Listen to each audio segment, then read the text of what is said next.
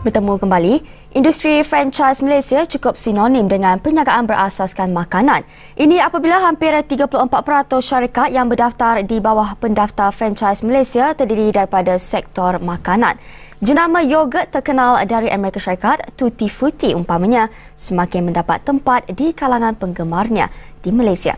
Potensi besar yang dilihat terhadap jenama berkenaan menyebabkan ramai yang berminat untuk menyertai perniagaan franchise yang dimiliki kumpulan NASA itu. Dan untuk mengulas lanjut mengenainya bersama saya hari ini ialah Isham Hakimi, pengarah NASA Tutti Frutti Malaysia.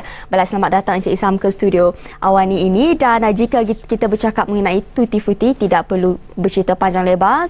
Kebanyakan memang tahu apa itu Tutti Frutti ya. Dan apa yang menarik di sini adalah betapa pesatnya ia telah berkembang khususnya selepas mendapat master franchise dari Amerika Syarikat itu sendiri. Jadi mungkin Encik Isham mahu berkongsi sedikit dari aspek itu. Terima kasih Serina. Tutti Frutti Malaysia, NASA Tutti Frutti Malaysia adalah merupakan pemegang lesen master franchise bagi negara Malaysia, Singapura, Thailand, Cambodia, Brunei dan beberapa negara di Timur Tengah dan Afrika. Tutti Frutti Malaysia mula beroperasi di Malaysia pada tahun 2009 dan kini as of right now kita telah berjaya memperkembangkan rangkaian outlet kita ke seluruh tanah air dan kini kita mempunyai sebanyak 100 buah outlet dalam tempoh yang agak singkat selama 2,5 tahun. Dan kita juga telah mula berkembang di beberapa negara di Asia Tenggara dan insyaAllah dengan kerja kuat daripada pasukan saya, kami merancang untuk berkembang lebih jauh lagi. Kejayaan ini adalah hasil daripada model konsep franchise yang kita bina, yang mana ia mudah diurus oleh franchisee dan dia boleh membawa pulangan yang menarik dan juga ongoing support sokongan dari segi operasi dan pemasaran yang sangat kuat daripada pasukan saya di NASA Tutti Frutti Malaysia.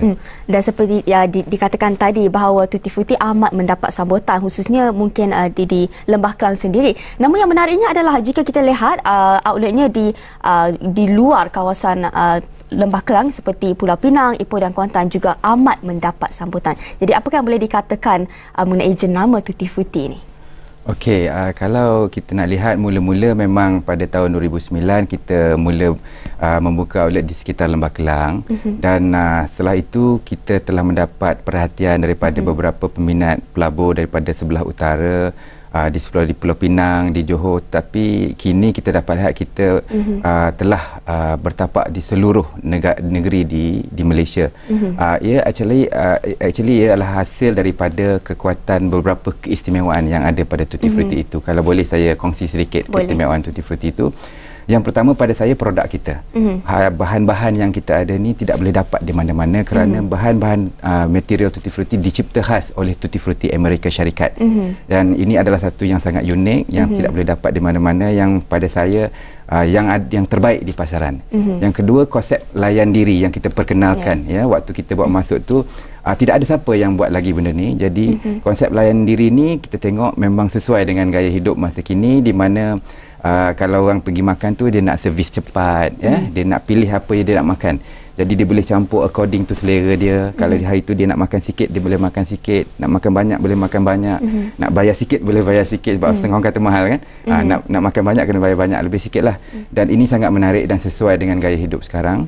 Dan konsep kedai kita, design kita pun agak menarik, di mana kalau kita tengok respon daripada pelanggan-pelanggan daripada Facebook kita yang sangat aktif, di mana kita ada lebih kurang 74,000 peminat dalam Facebook fanpage kita, dan kita boleh tengok bila dia pergi ke kedai, dia ambil gambar, dia post. Jadi dia sukakan konsep itu. Jadi kita punya strategi ni lebih kepada mengajak orang bersantai di kedai kita, konsep macam cool place to be lah.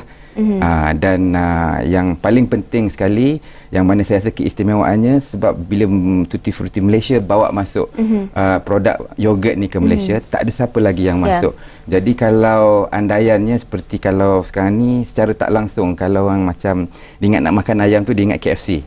Kalau nak makan burger, dia ingat McDonald. Jadi secara tak langsung sekarang ni kita punya keistimewaan tu, kalau ingat nak makan yogurt, orang akan ingat Tutti Frutti. Tutti Frutti. Dan mungkin kepada segelintir kecil di luar sana yang masih belum mencuba Tutti Frutti, mungkin soalan yang mereka ingin tahu ataupun yang mereka ingin tahu lebih mendalam adalah mungkin dari segi harganya. Jadi mungkin Encik Isam berkongsi dari segi kalau nak melabur. Bukan, dari segi harga jika mereka pergi ke Tutti Frutti dan hendak membelinya. Harganya dia konsep kita adalah layan diri, di mana dia akan pilih cup jenis mana yang dia nak, kecil, sederhana atau besar, di mana lebih kurang tak ada beza harganya sebab dipakai timbang. Kemudian dia akan pilih dalam kedai sekurang-kurangnya ada 8 hingga 10 jenis flavor. Dia boleh mix, dia boleh pilih satu flavor, dia pilih sampai 10 flavor. Kalau ambil cup besar tu orang kata takut mahal, tapi pada saya cup besar tu dia boleh campur. Sikit-sikit barulah rasa tu tak bercampur. Kemudian boleh tambah topping. Jadi dari segi kira harga tu, bila ditimbang tu dia 100 gram RM5.30. RM5.30. Dan mungkin kita boleh bercakap sedikit dari segi pelaburannya pula. Berapa yang perlu dilaburkan untuk mendapatkan franchise Tutti Frutti itu?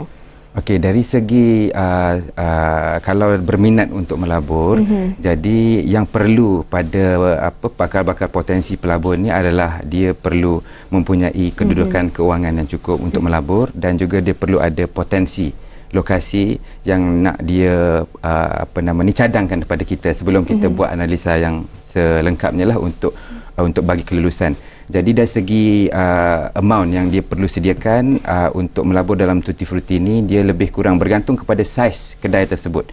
Jadi ubah suai kedai itu bergantung kepada saiz kedai dan desainnya. Jadi lebih kurang antara 500 hingga 650,000. Dan mungkin bagaimana pula dengan dari segi ROI-nya pula?